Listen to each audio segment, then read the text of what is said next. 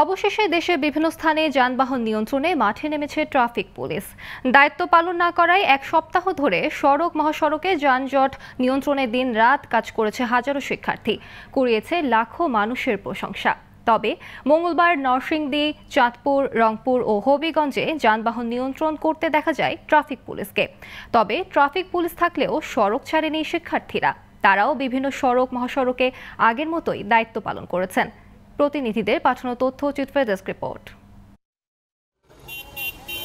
অবশেষে নরসিংদীতে সড়কে যানবাহন নিয়ন্ত্রণে মাঠে নেমেছে ট্রাফিক পুলিশ। মঙ্গলবার সকাল থেকে বিভিন্ন গুরুত্বপূর্ণ সড়কে তারা দিনভর দায়িত্ব পালন করেন। যদিও তাদের পাশাপাশি বিভিন্ন বিশ্ববিদ্যালয় ও কলেজের শিক্ষার্থীরা যানবাহন নিয়ন্ত্রণে দায়িত্ব পালন করেন। এদিকে ট্রাফিক পুলিশ মাঠে নামায় কিছুটা স্বস্তি জানান নরসিংদীবাসী।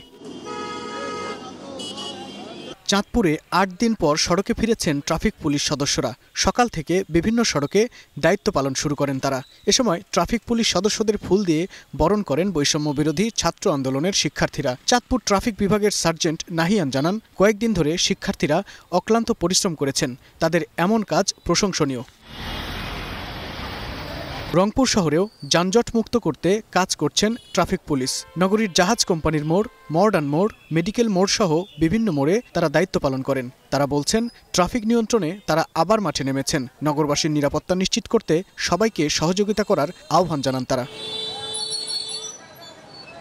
হবিগঞ্জে সড়কে শৃঙ্খলা রক্ষায় ট্রাফিক পুলিশ সদস্যরা দায়িত্ব পালন শুরু করেছেন। ট্রাফিক পুলিশ সদস্যরা দায়িত্ব পালন করায় যান চলাচলের পাশাপাশি পথচারীরাও শান্তিপূর্ণভাবে চলাচল করতে পারছেন। এ জেলার ৯ উপজেলা সহ ব্যস্ততম সড়কেও পুলিশ সদস্যরা কাজ করছেন। এতে জনমনে খানিকটা স্বস্তি ফিরেছে। Global television news desk.